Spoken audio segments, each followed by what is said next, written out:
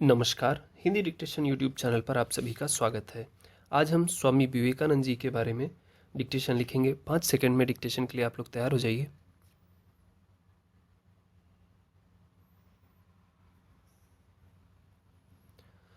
स्वामी विवेकानंद की चरम प्रसिद्धि का क्षण 1893 में आया, जब वे संयुक्त राज्य अमेरिका के शिकागो नगर में आयोजित सर्वधर्म सम्मेलन में हिंदू धर्म के प्रतिनिधि के रूप में सम्मिलित हुए।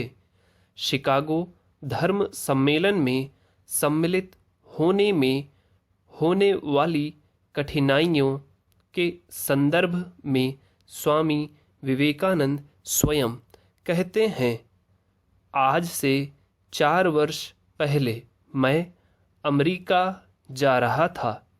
7 समुद्र पार बिना किसी जान पहचान के एक धनहीन, मित्रहीन, अज्ञात सन्यासी के रूप में। अमेरिका पहुंचने के बाद की स्थिति के बारे में वे लिखते हैं, मेरे पास रुपए बहुत कम थे और वे शीघ्र समाप्त हो गए। इधर जाड़ा भी आ गया और मेरे पास थे सिर्फ गर्मी के कपड़े। इस घोर शीत प्रधान देश में आखिर क्या करूं? यह कुछ सूझता न था। भीख मांगने पर जेल में ठूंस दिया जाता। इन विपरीत परिस्थितियों में भी स्वामी विवेकानंद ने हिम्मत नहीं हारी। उनके brothers and sisters of America के संबोधन मात्र से सभा स्थल करतल ध्वनि से गूंज उठा। इस अभिभाषण से विवेकानंद विश्व भर में सर्वश्रेष्ठ धार्मिक पुरुष के रूप में स्वीकार किए ही गए। हिंदू धर्म एवं भारत की आध्यात्मिक परंपरा की श्रेष्ठता भी पूरे विश्व ने स्वीकार कर ली। उन्होंने विश्व के अनेक देशों का भ्रमण कर हिंदू धर्म एवं संस्कृति की विजय पताका पूरे विश्व में फहराई। अपने गुरु स्वामी रामकृष्ण परमहंस के विचारों के प्रसार, वेदांत ज्ञान के अध्ययन एवं प्रचार तथा दीन दुखियों की सेवा के लिए स्वामी विवेकानंद ने 1 मई 1897 को रामकृष्ण मिशन की स्थापना की। स्वामी विवेकानंद जीवन पर्यंत अपने उद्देश्यों के प्रति प्राप्ति के लिए कार्यशील रहे। वे एक महान ऋषि परंपरा के प्रतिनिधि थे। उनका देहावसान 39 वर्ष की अल्पावस्था में हो गया।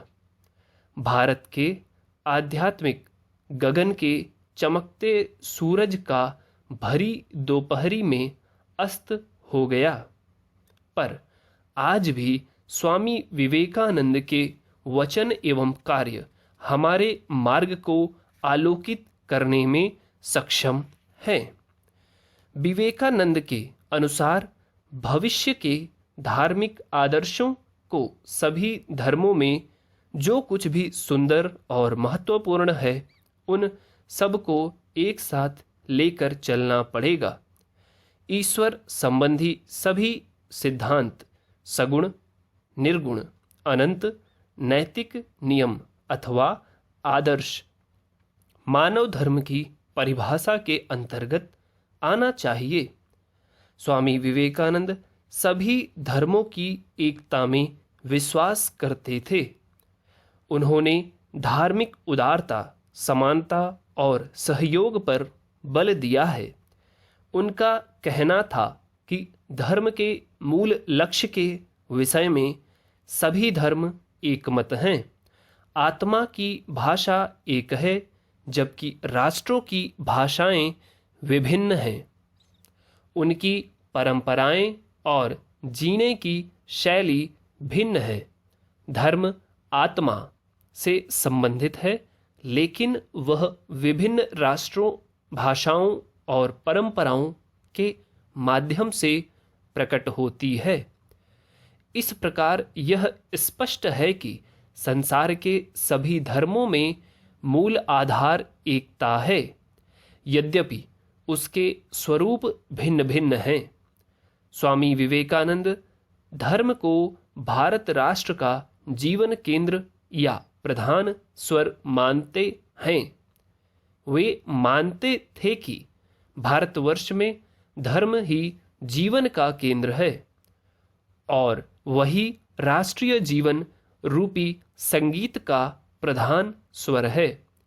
यदि कोई राष्ट्र अपनी स्वाभाविक जीवन शक्ति को दूर फेंक देने की चेष्टा करे तो वह राष्ट्र काल कवलित हो जाता है। अतः विवेकानंद भारत में धर्म प्रचारक आवश्यक मानते थे। उनका कहना था कि भारतवर्ष में किसी प्रकार का सुधार या उन्नति की चेष्टा करने से पहले धर्म प्रचार आवश्यक है।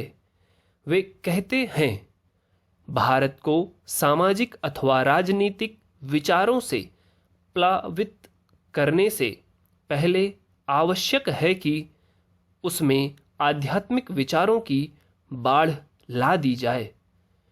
560 वर्ड्स हैं, जिस डिक्टेशन को इसको बोला गया है 6 मिनट 32 सेकंड में।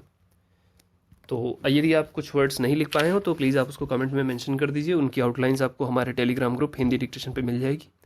और कोई क्वेरी है तो आप उसको कमेंट में लिख सकते हैं, अदरवाइज़ हमारे टेलीग्राम चैनल पे मेंशन कर दीजिए। उसका हर संभव सॉल्यूशन हम आपको बताने की कोशिश करेंगे। कोई सुझाव हो तो उसको आप कमेंट में मेंशन करिए। वीडियो अच्छा लगा है तो प्लीज़ लाइक कीजिए, चैनल को सब्सक्राइब कीजिए, दोस्तों के साथ शेयर कीजिए। Thank you very much.